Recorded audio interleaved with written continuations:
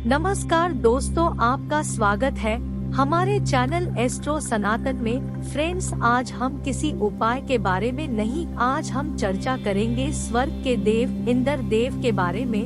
क्यों वह अपने स्वर्ग में ज्यादा भोग विलास में डूबे रहते हैं और हम तो उनके सामने एक कुछ भी नहीं, और हमें ये सब पाप लगता है। पर सच तो ये है, ये भोग संभोग पुराने समय से चलती आ रही बातें हैं, जिन्हें आज हम कईयों के नजरों में गलत देखते हैं। लेकिन आज इस वीडियो के जरिए आपको पता चल जाएगा, अगर स्वर्ग का राजा जी ऐसा है तो हम तो धरती पर रहने कुछ दिनों के मेहमान हैं। वीडियो को शुरू करने से पहले आपको बता दे कि अपने अभी तक हमारा चैनल सब्सक्राइब नहीं किया।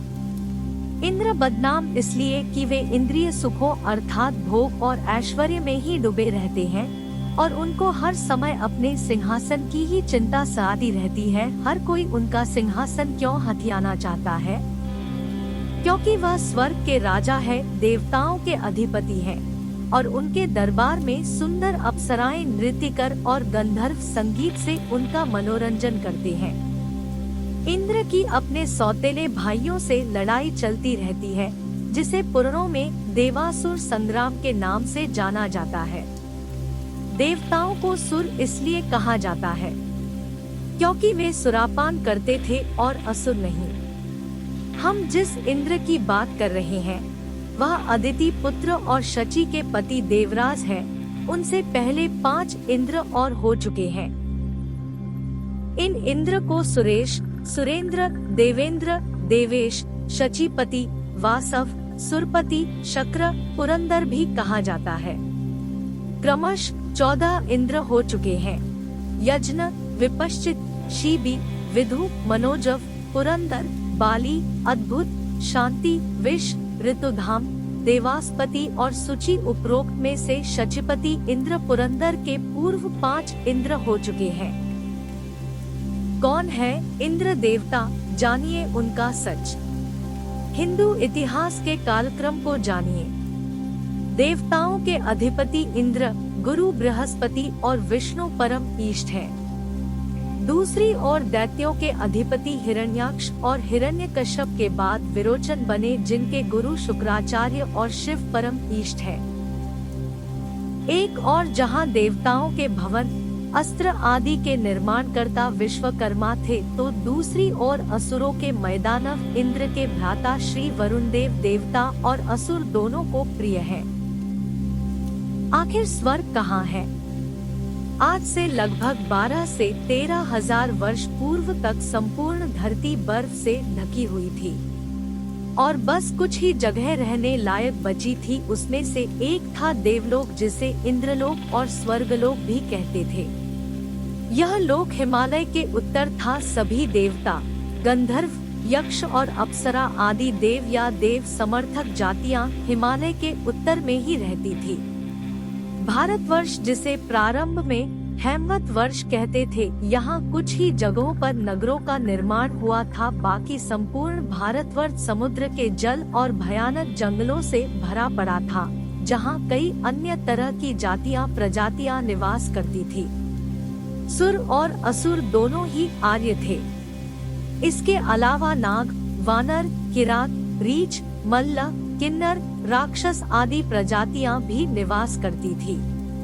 उक्त सभी ऋषि कश्यप की संतानें थी। इंद्र के भाई उस काल में धरती हिमयुग की चपेट में थी, तो निश्चित ही तब मेघ और जल दोनों ही तत्व सबसे भयानक माने जाते थे। मेघों के देव इंद्र थे, जो जल के देवता इंद्र के भाई वरुण थे। दोनों तत्व को संचालित करते थे। इस तरह इंद्र के और भी भाई थे, जिनका नाम क्रमश विवस्वान, अर्यमा, पूषा, त्वष्टा, सविता, भग, धाता, विधाता, वरुण, मित्र, इंद्र और त्रिविक्रम भगवान वामन था। ये सभी भाई सुर या देव कहलाते थे। माना जाता है कि इंद्र के भाई विवस्वान ही सूर्य नाम से जाने जाते थे और विष्णु इंद्र के सखा थे। इंद्र के एक अन्य भ्राता अर्थमा को पितरों का देवता माना जाता है। जबकि भ्राता वरुण को जल का देवता और असुरों का साथ देने वाला माना गया है। इसी तरह विधाता, पूषा, त्वष्टा, भग, सविता, धाता, मित्र और त्रिविक्रम आदि के बारे में वेदों में उल्लेख मिलता है।